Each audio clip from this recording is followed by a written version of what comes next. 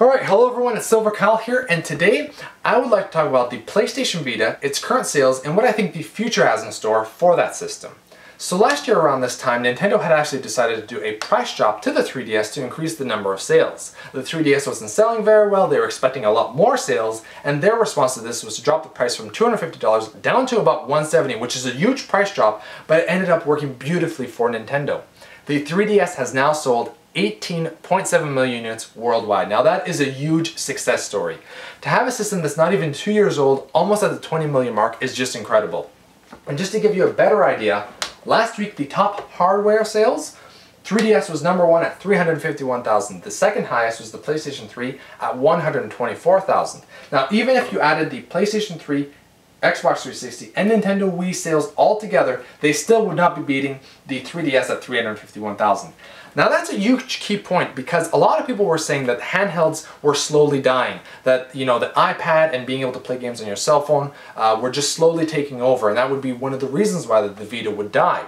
But the 3DS is doing amazing. It's actually doing better than all the consoles put together. So handhelds are still very much alive. Now, just to give you an idea, for the Vita, it sold about 40,000 units last week, and the PlayStation Portable actually outsold it at 43,000. When your old system is still beating you, that's never a good sign. And if we look back last year, the 3DS had about 4.5 million to 5 million units sold around this time, and the Vita currently has 2.5 million, so it's still only doing about half of what the 3DS was doing last year. Now one of the reasons for that, I think, is because of Zelda Ocarina of Time, the remake that they released in June last year. Was a big system pusher. Now, the Vita, they had Gravity Rush in June, and Gravity Rush, it's apparently a good game, but it's not something we're familiar with. Zelda is a first-party title from Nintendo, and even though it is a remake, it's an HD remake, and it's of a classic game that everybody has reviewed as one of the greatest games of all time. So people are familiar with the series, and they want to go back and play a classic game. Gravity Rush is a game that if you have the Vita, you're like, oh yes, I have a new game that I can go buy. But it's not a game that you would go, I was thinking about getting the Vita, and I think Gravity Rush is the game that's going to make me do that. No, usually people go buy games that look familiar, that is a series that, they know, and if it's a classic game that they've played before, they'll go and, for whatever reason, go revisit that world on the new system. So that's one thing that the Vita is lacking. Another thing is the price cut. It doesn't look like the Vita is going to be doing a price cut like the 3DS did last year anytime soon. That's, in one way, it's nice because it's nice to the people that, bought the game at launch for the $250 price tag, or the $300 if you got the 3G or the Wi-Fi.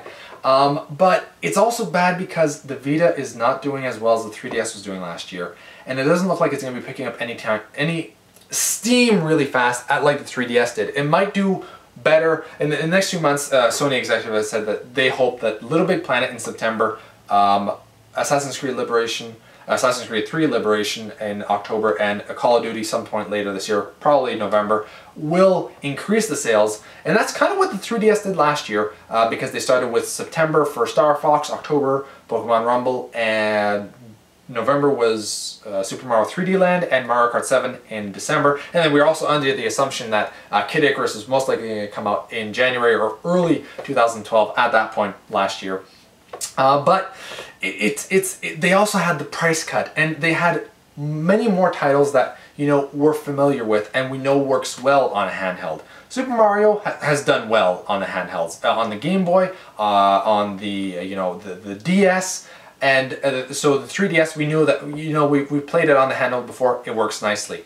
Mario Kart is amazing on the DS, and even more amazing on the 3DS. I would almost say that the 3DS version is better than the Wii version or any other console version. So these are games that we know work well on the handheld. Assassin's Creed and Call of Duty, they might be okay on a handheld, but a first-person shooter on a handheld is weird. They do have the 2 analog sticks, which do help, but to me they do feel awkward. They're not the same as a controller at all. And I don't know if they need to make them push out a little bit more, or I think it's just wider. They need to be a bit wider. And so that might make people, I don't know if I want to get Call of Duty. I can get it on the console, why would I want it on a handheld? It's kind of different. Now, one thing that they are doing with Assassin's Creed and Call of Duty is that it will be in the same storyline or universe, but with different characters and going through a different route in those games. So that's interesting because it's an actual different game than the console version. But I don't know if it's enough. Now, one thing that they could do, other than the price drop, is kind of follow Nintendo in the route of going with classic games and remaking them. And that would be remaking Final Fantasy VII. We've all been wanting a Final Fantasy VII remake. We would prefer it on the PlayStation 3 or the PlayStation 4. But if you're never going to do it, make it for the Vita. That will push the system, guaranteed. I can guarantee you that tons of people will buy the Vita just to replay that game in HD. Another one would be, if they want to go the RPG route, go with Legend of Dragoon. A Legend of Dragoon remake or a sequel. If you don't want to do it on PlayStation 3 or PlayStation 4, do it on the Vita. That almost sold 2 million units, and I think that, you know, to get the Japanese market too, that's another thing. In Japan, last week it didn't even sell 10,000 units. It was 9,874. That's bad. To get the Japanese market, you're going to have to release the RPGs, so make Final Fantasy, either remakes or a Final Fantasy game, or a sequel to Legend of Dragoon. Although that is mostly my just personal preference, because I just really want to see a sequel, or a remake in HD for the system, for the game, I mean. Another one for the Japanese market would be a Monster Hunter. That game sells amazingly well in Japan, and that would really boost the system, I believe. And for North America, if you don't want to do remakes, go with Grand Theft Auto or God of War. Grand Theft Auto was the top-selling game. Was it Liberty City? Or I think Liberty City Stories was the one that sold the best for the PSP. And I think that a Grand Theft Auto on the Vita would do possibly even better, or at least sell the system a bit more.